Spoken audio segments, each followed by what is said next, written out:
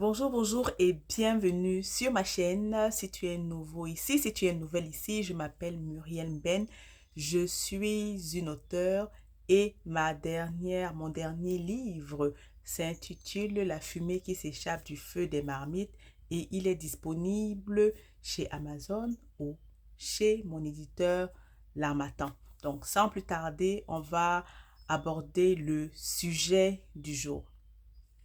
Donc aujourd'hui, j'aimerais parler un peu de marketing. Quand on est auteur, et là je vais parler de mon expérience et de mes observations. Ça fait 12 ans que je suis que j'écris, que j'ai une carrière d'auteur, j'ai fait mon bonhomme de chemin et j'ai remarqué deux ou trois choses, peut-être un peu plus que j'aimerais partager avec toi. Donc, depuis que je publie des romans, je réalise en fait que la partie marketing est la plupart du temps réalisée, repose pour la plupart du temps, en tout cas en ce qui me concerne, à reposer sur moi la plupart du temps. Donc, les deux premiers romans que j'ai publiés ont été publiés à compte d'auteur. Donc, il est normal d'une certaine manière que la promotion repose sur moi parce que en, la maison d'édition chez qui j'ai publié en fait proposait de contre-rémunération, de prendre en charge la promotion du roman, comme les articles de presse ou bien participer à à des foires du livre, etc. Donc, c'était à moi, si je voulais vendre mes œuvres, de faire la promotion de mes livres. Et la promotion de ces livres, à l'époque, il y a 13 ans, j'étais encore étudiante, j'étais en Allemagne.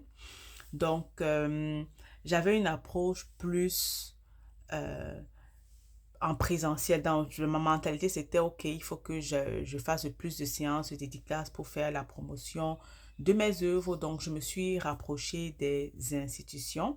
Donc là, je te parle vraiment de mon évolution. Donc, je me suis rapprochée des institutions en Allemagne et tout, qui m'ont ouvert leurs portes et m'ont justement donné l'opportunité d'organiser des séances de dédicaces, de parler de mes œuvres. J'ai même eu la chance d'animer des ateliers d'écriture avec des étudiants à l'université.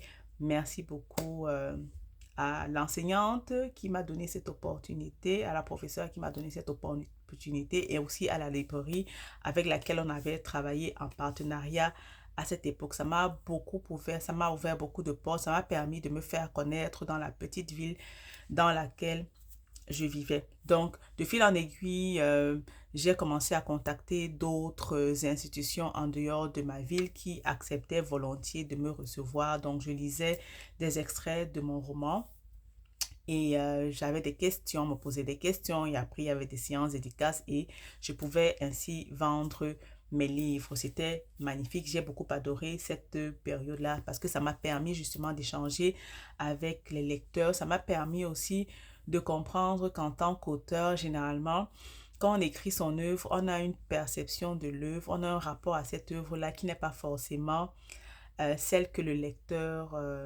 aura. On parle de la réception, comment est-ce que l'œuvre sera reçue par par le lecteur. Généralement, le lecteur lit et puis lui comprend, il appréhende l'œuvre d'une autre manière. C'est vraiment extraordinaire de découvrir cela. Donc, cette approche justement d'être dans des conférences, des séances dédicaces, c'est merveilleux. J'ai continué à appliquer cette stratégie-là même au Canada. Bien sûr, le rythme a un peu diminué parce que j'ai d'autres contraintes. Je travaille et puis j'ai une famille.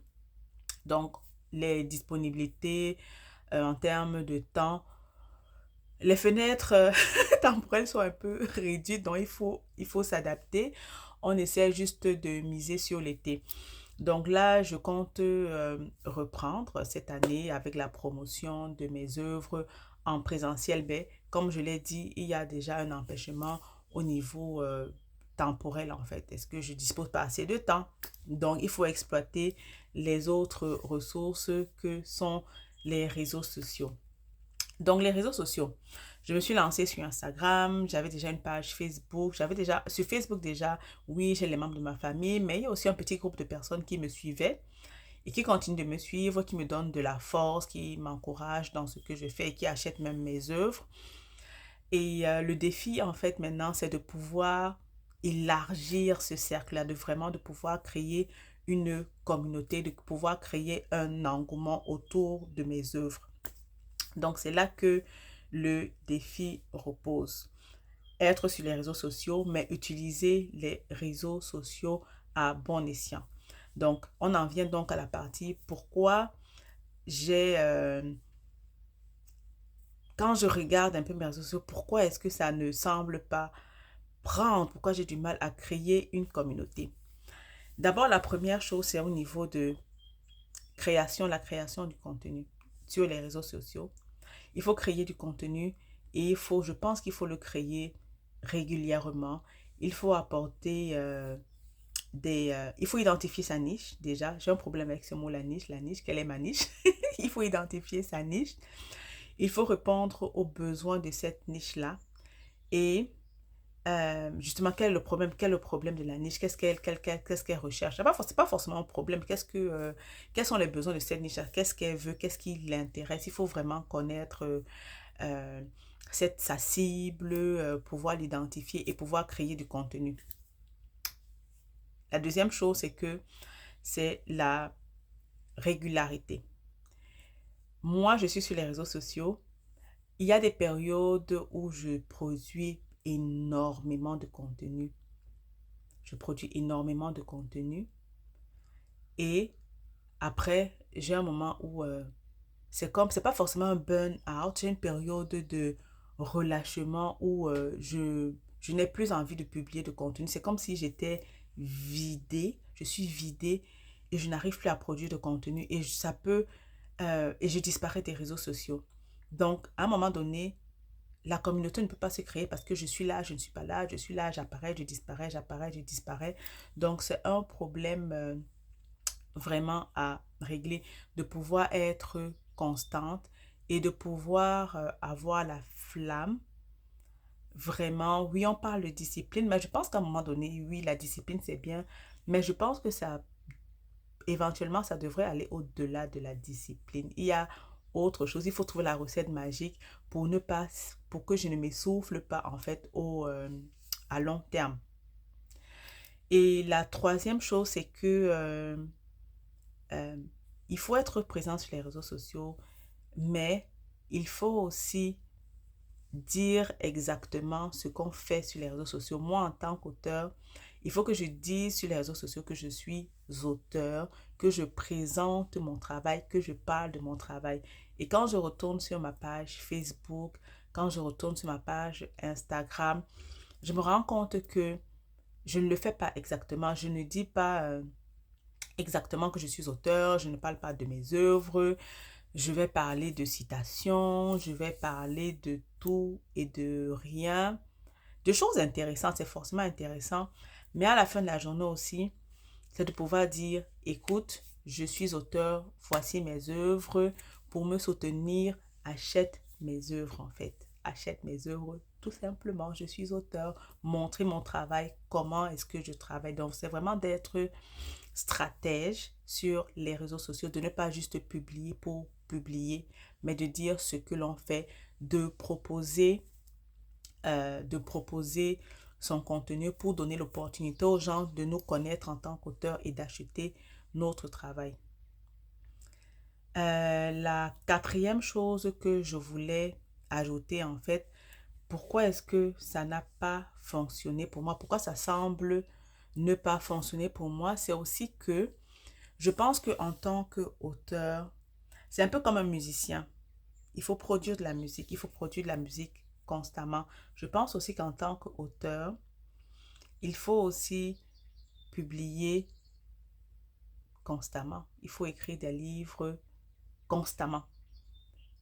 Bien sûr, si on est publié au niveau traditionnel dans les maisons d'édition, peut-être ça peut être un défi pour trouver des maisons d'édition qui nous publient régulièrement. Ça, je le comprends. Donc, éventuellement, il y a la possibilité d'aller l'auto-édition, si on n'a pas l'opportunité de trouver une maison d'édition. Et aussi l'auto-édition est aussi importante, intéressante parce qu'au niveau des royalties, on a plus de pourcentage qui nous revient. Mais bon, ça c'est la discussion d'un autre jour, d'une autre vidéo. Donc vraiment, c'est de pouvoir écrire des livres régulièrement. Oui, c'est vrai que c'est difficile, on a des responsabilités, on n'a pas forcément assez de temps, mais le défi là maintenant pour moi, c'est de trouver justement ce temps-là pour pouvoir écrire régulièrement. Et si vous me suivez, si vous avez regardé mes vidéos précédentes, actuellement, je suis en train de travailler sur une série littéraire, justement pour pouvoir produire plus régulièrement et pour pouvoir créer un engouement autour de mon travail, que les gens attendent mon travail de manière régulière. Et la cinquième chose que j'aimerais ajouter, c'est que tout simplement, il faut aimer ce qu'on l'on fait. Il faut aimer cela parce que je pense que si on n'aime pas ce que l'on fait, ça peut nous freiner en fait à avancer. Ça peut nous freiner à avancer. Quand on aime quelque chose, on se donne les moyens, d'avancer. Bien sûr, l'amour ne suffit pas, mais c'est déjà une base. C'est ça qui fait que même quand on s'arrête, on veuille toujours recommencer. Quand on aime quelque chose, on sait que oui, je ne peux pas vivre sans cette chose-là. Je dois la faire, même si je m'arrête pendant un mois, je dois continuer à avancer d'une manière ou d'une autre.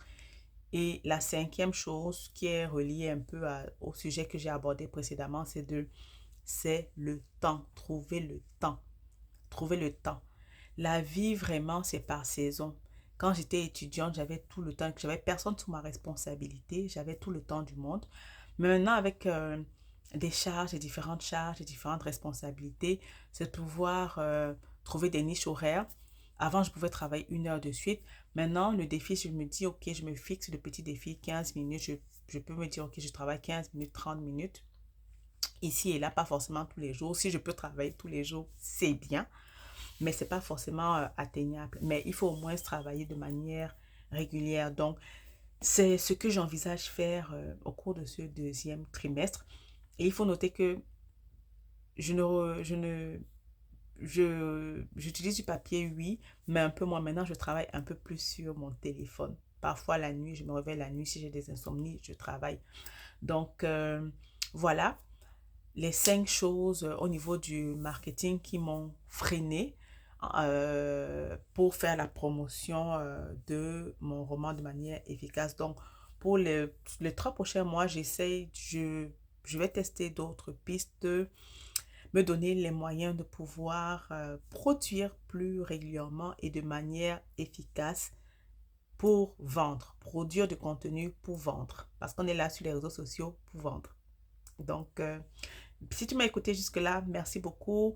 Si pour toi ça fonctionne, laisse-moi savoir ce qui fonctionne pour toi, pour que ça puisse m'aider et aider d'autres personnes qui nous suivent. Bon, on se dit à bientôt dans une autre vidéo. Ciao!